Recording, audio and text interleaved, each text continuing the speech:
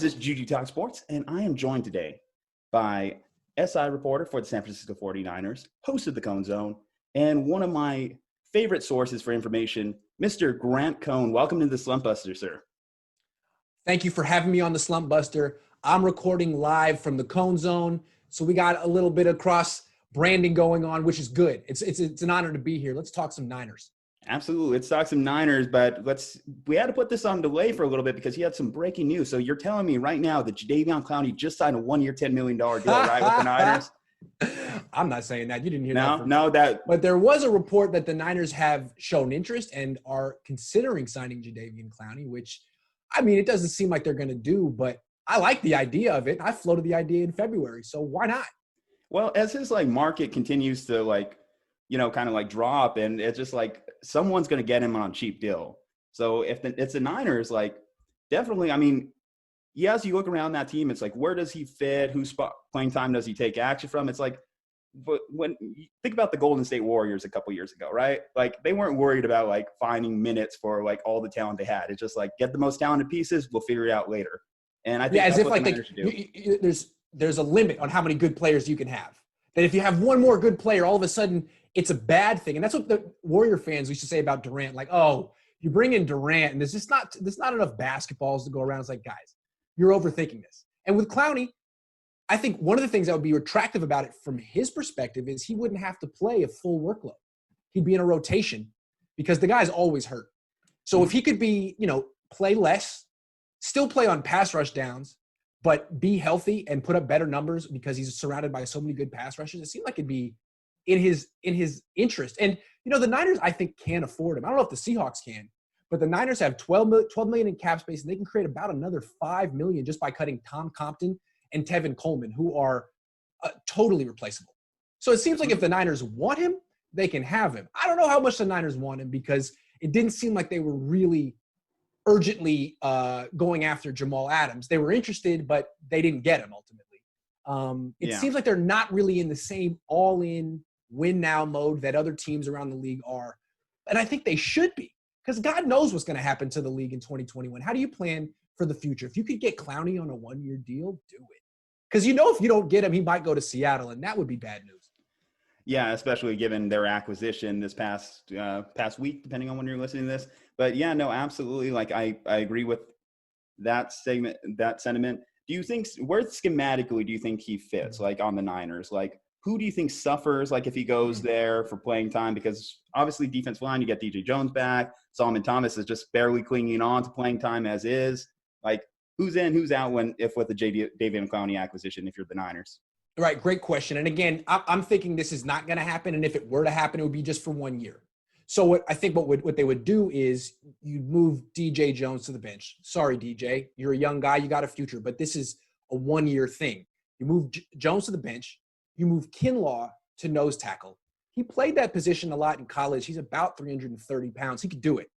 Kinlaw to nose tackle. Armstead to defensive tackle, where Buckner played last year. Start Clowney at D end. And then in obvious pass rush situations, 2nd and 11, 3rd and 7, 3rd and 8, bring Ford on the field, take Kinlaw out, and put one of Ford, Bosa, or Clowney at D tackle. And they can rotate, and they've all done that effectively in their careers. I think it would be one heck of a rotation for 1 year. And we've seen teams do they call it NASCAR packages, where you have only one defensive tackle and 3 DNs in obvious pass rush situations. It could work. I think Nick Bosa would be just as good, if not better, rushing against guards. Same for Clowney, same for Ford. So that's how it works. Yeah, the tough thing about Jadeveon Clowney's market right now, so you think of him as this premier pass rusher, but obviously he's never had double-digit sacks in his career. So a lot of people are debating how much money is this guy really worth? Especially we just saw Joey Bosa got paid a ton. He's not nearly as good as Joey Bosa. I mean, objectively, I think most people would agree on that one.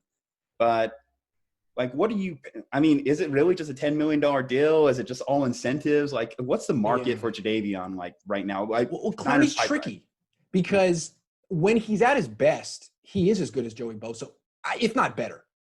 Joey Bosa and Nick Bosa are consistent. They always show up in every game. Clowney doesn't. Clowney plays when he feels like it, which is maybe once a month.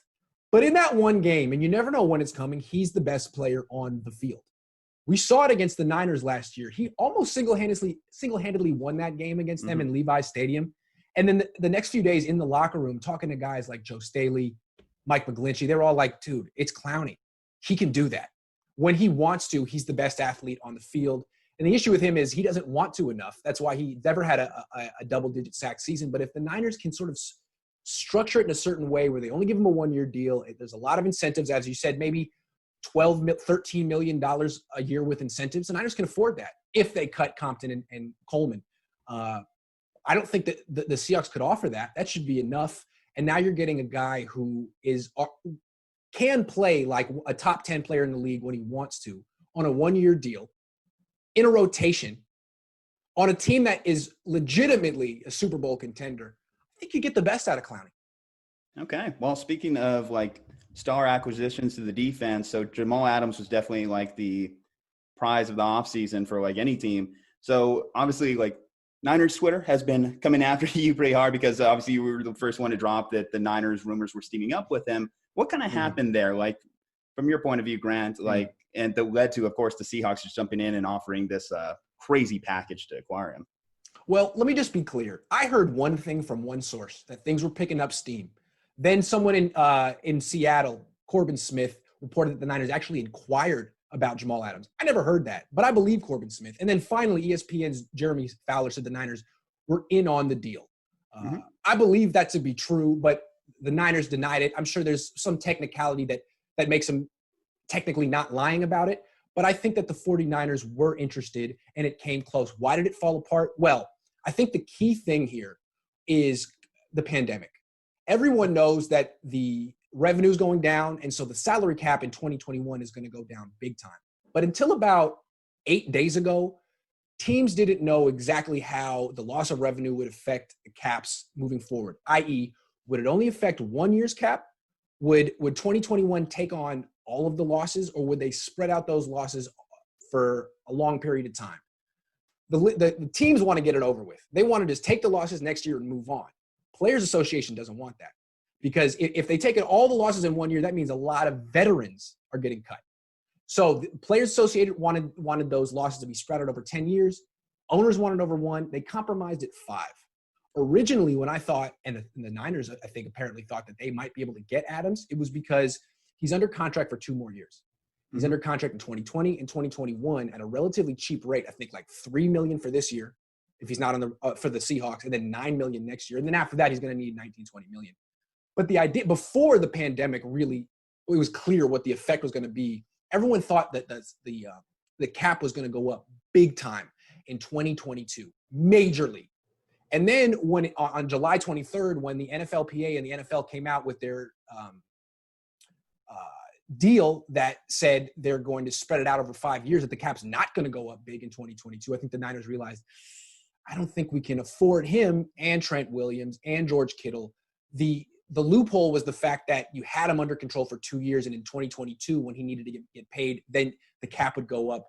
Doesn't seem like that's going to happen anymore. So the Niners were a little conservative, a little cautious, and said, let's not blow up the team for 1 year. And the Seahawks were like, you know what? Let's blow it up.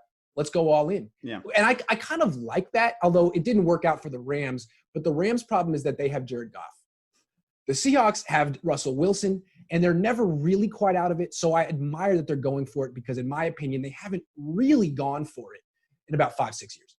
No, I get that. Well, with that said, like, are the Niners still the favorites in the NFC West? Were they ever the favorites? Where are you kind of like leaning post-Adams? I thought they were the favorites before the Adams trade. Now I think the Seahawks are the favorites, but only slightly. I would consider the Niners a 12-win team and the Seahawks a 13-win team. And that's why Jadeveon Clowney is interesting again here. If the Niners get him, I think I put them back ahead of the Seahawks. And if the Seahawks get him, then I would put them firmly ahead of the 49ers. So I think Adams tipped the scales a little bit. Clowney could do the same. That's why he's an important figure the next few weeks. Would you say that would be the only appropriate counterpunch, or is there anyone else that you're seeing potentially out there that the Niners could go after? There's a couple of tight ends they could go after. Jordan Reed, Delaney Walker. But these guys aren't going to get big contracts. They would be like veteran minimum contracts with incentives and no guaranteed money, because in Jordan Reed's case, 7 career concussions, didn't play last season, may never play again, probably might need to retire. Delanie Walker's case, almost 36, has missed most of the past 2 years with ankle injuries. So both guys have a lot to prove. They would need to come to camp and show that they're still the guys they were 2-3 years ago.